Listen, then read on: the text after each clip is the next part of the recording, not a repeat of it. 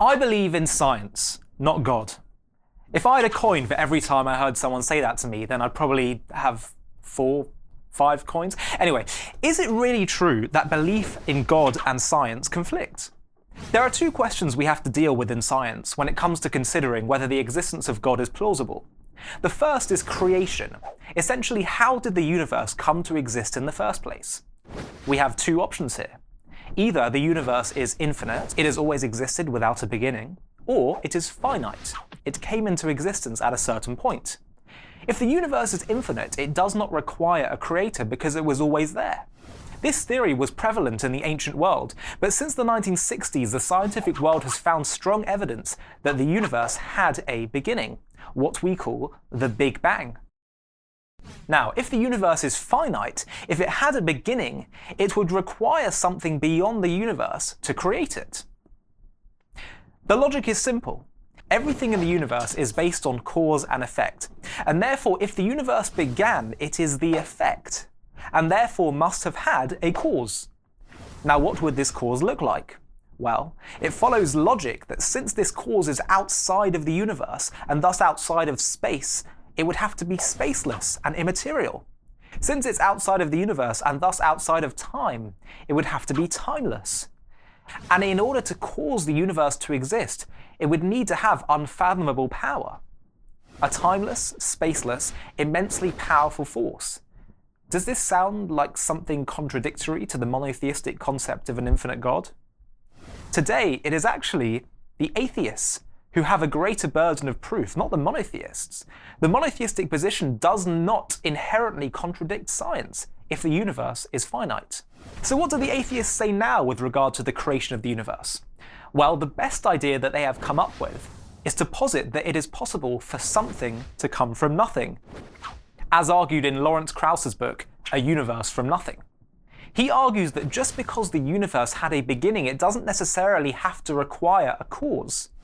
David Albert, professor of philosophy and director of the MA program in the Philosophical Foundations of Physics at Columbia University, reviewed Krauss's book and destroyed the basis of the argument.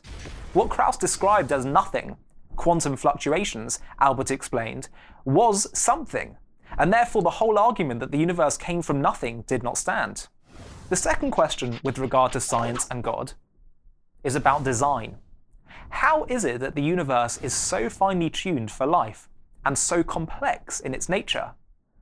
We also, again, have 2 options here. Either it all happened by accident, or it was designed by an intelligent designer. The unbelievable intricacy, beauty, and constants that permit the universe and life to exist seems to suggest to us that you need a designer. To put the 19th century theologian William Paley's example in modern terms, imagine you were to stumble on an iPhone in the desert.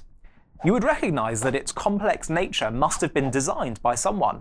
To suggest that it came into its current form in a random process which was not guided by an intelligent designer would be absurd. So how much more so should we apply this to the universe?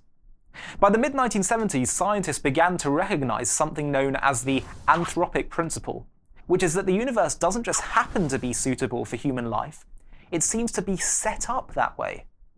The universe exists within what scientists have called the Goldilocks zone.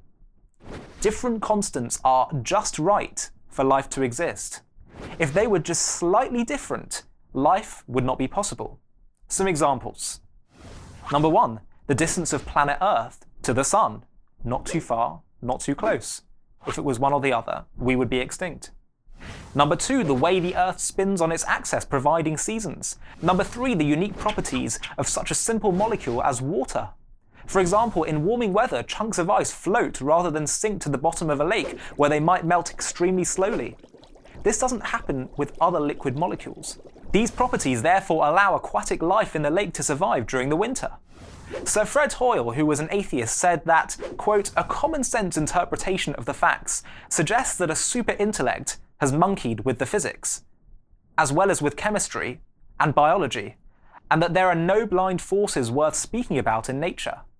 The numbers one calculates from the facts seem to me so overwhelming as to put this conclusion almost beyond question. The incredible design, structure, and fine-tuning of the universe as a whole therefore indicates that there is an intelligent source which designed it." So what do the atheists say to this? Now, it's important to recognise that today the debate is not between scientists and religion. It is between the scientists, those who are theists in some capacity and those who are not. Today, the atheists say that the design of the universe is remarkable, but maybe there are an infinite amount of universes that exist, and we just happen to be living in the one with all the right constants. This is known as the multiverse concept. So, what is their evidence of this? Nothing.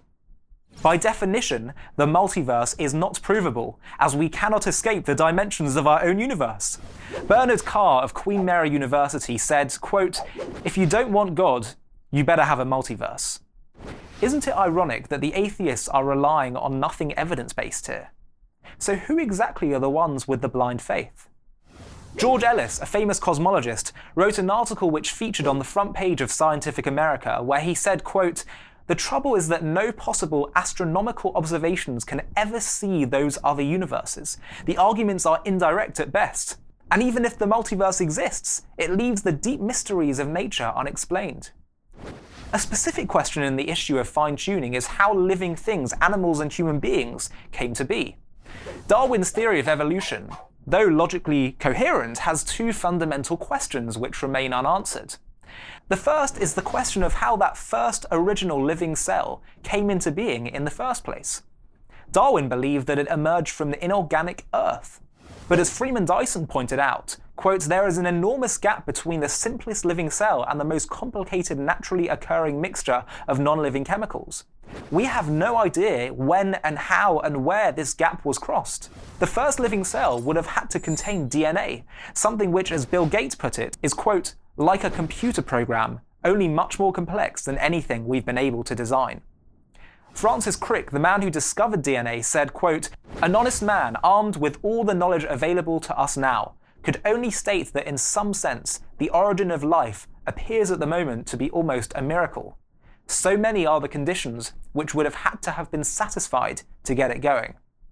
And Dr. George Whitesides, an organic chemist from Harvard University, with the highest Hirsch index rating of any living chemist, wrote on this topic, quote, "How? I have no idea. Based on all the chemistry, I know it seems astonishingly improbable. Today there is still no proven way how an organism with DNA, no matter how simple, could have emerged from an inanimate element if guided by nature alone." The second most notable issue with the theory of evolution is that it is extremely unlikely for it to have occurred by chance. Sir Fred Hoyle wrote that, quote, "The chance that higher life forms might have emerged by chance is comparable to the chance that a tornado sweeping through a junkyard might assemble a Boeing 747 from the materials therein." John Barrow, research professor of mathematical sciences at the University of Cambridge, and Frank Tipler, a physicist, cosmologist and mathematician at Tulane University, calculated the probability of the evolution of the human genome to be essentially impossible. The questions around evolution, both how it begun and its likelihood of producing life, don't necessarily destroy the legitimacy of the theory, but there remain unanswered questions, and at this stage, you would need to believe that it did not happen by chance, but that it was a guided process. So to claim that evolutionary theory necessarily negates the need for an intelligent designer is simply wrong. These points, among others, led evolutionary professor at the University of Cambridge, Simon Conway Morris, to say that, quote, "Atheism is dead." Could it be that science is gradually coming to recognize the necessity of the world having a creator and a designer, of there being a God? You may argue that science doesn't necessarily indicate that there must be an intelligent designer and creator. You can say we just don't have all the answers at this stage. But to claim that science necessarily negates the existence of God is simply untenable. I'm Ollie Annisfeld, and you're watching JTV.